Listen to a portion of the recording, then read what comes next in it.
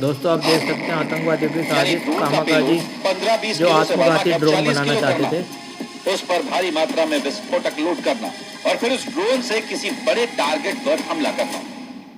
यह जानकारी तब सामने आई जब एनआईए ने हमले में मारे गए आतंकी उमर के साथी जसीर बिलाल उर्फ दानिश को गिरफ्तार किया। जसीर हमास जैसा आतंकी ये उमर का फिदाइन हमला तकनीकी करना चाहते सलाहकार थे था।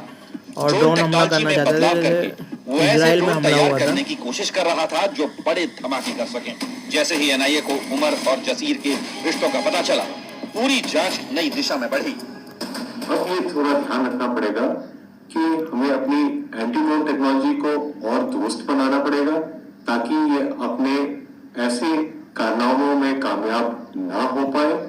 और साथ ही हमें ये भी पॉलिसी के तौर पे ध्यान रखना पड़ेगा कि जो कमर्शियली ये दिल्ली को बनाना चाहते थे गाजा, हमास जैसा ड्रोन अटैक करना चाहते थे जैसे इजराइल में हुआ था। काफी ध्यान रखना पड़ेगा।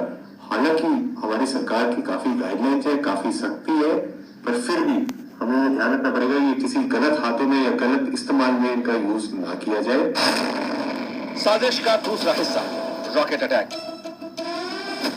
जांच एजेंसियों के मुताबिक आतंकियों के प्लान का दूसरा चरण था रॉकेट इनको लॉन्चर बाहर से से हमला भी करना। फंडिंग हो रही थी और कार बम इंटरनल में धमाके से पहले जसीर की मदद से आतंकी रॉकेट से किसी बड़े टारगेट को उड़ा देना चाहता था। एनआईए सूत्रों का कहना है कि आतंकियों को इस अटैक के लिए ऑनलाइन प्रोफेशनल ट्रेनिंग मिल रही थी। उन्हें बताया जाता था कि एक्सप्लोजिव पदार्थ का कितना पेलोड होना चाहिए, कितना विस्फोटक कैरी करना संभव है, ज्यादा तबाही के लिए किस तरह मिश्रण तैयार किया जाए। जानकारी के मुताबिक पहलगाम हमले के बाद आतंकियों का यह डिग्री है मॉड्यूल फिदाइन बनने की ट्रेनिंग, तरीके से एक दूसरे दिल्ली से को बना संवाद कर देते रहा एक था। गाजा। दिल्ली में लाल किले के पास कार में विस्फोट हुआ था।